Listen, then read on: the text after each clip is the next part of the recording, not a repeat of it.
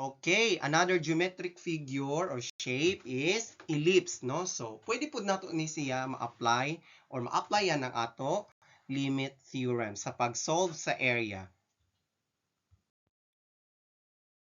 Okay, pwede po nga ellipse, no? So, first ato labelan para dili ta ma-confuse kung unsa ang ato gigamit or trace na line segment. So, that first line segment is the length of the semi-minor axis. Kanang ikaduha, ang length sa semi-major axis. No? So, una na to isolve ang AX or the semi-major axis with points 3, -3 and 4, -3. For the semi-major axis, ang coordinates niya or points is 3, -3 and 3, -5. Okay.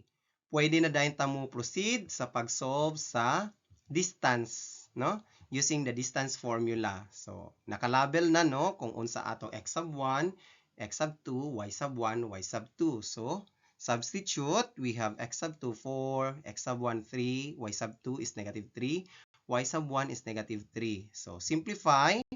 So, the value of our d or the distance is 1 unit.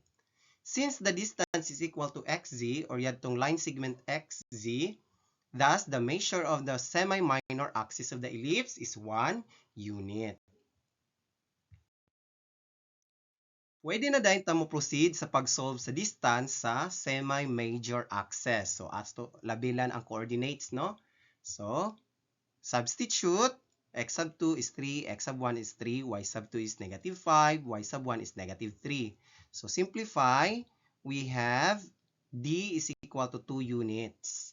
Since the d is equal to ay or the line segment ay, thus, the measure of the semi-major axis of the ellipse is 2 units.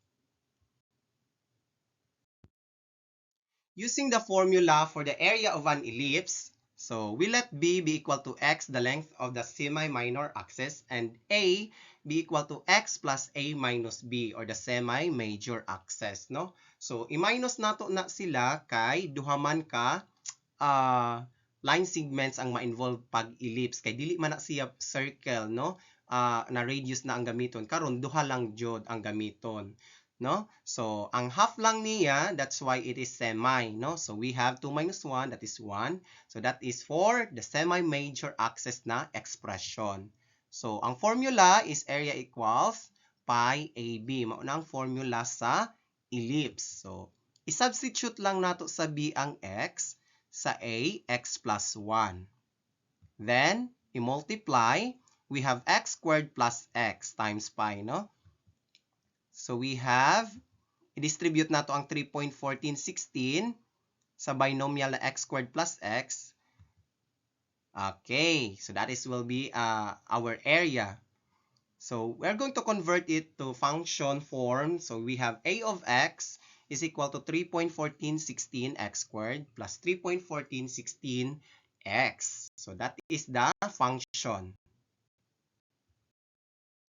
Okay, pwede na dahil na ito ma-apply ang limit theorem such that x approaches b, which is 1 unit, no?